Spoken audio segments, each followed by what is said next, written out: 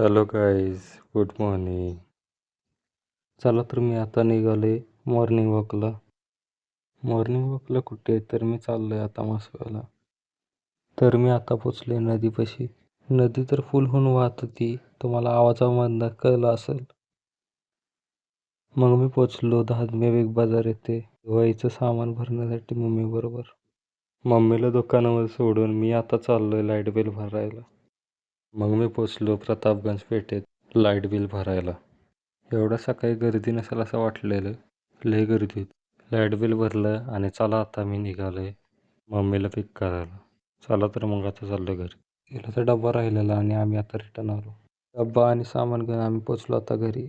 घरी पोचलो आणि मम्मीने पोहे बनवलेले ते मी खाल्ले. घरी होतो तर मग आता असं काय काम नव्हतं, तर मग मी आज झाडांना पाणी घातलं.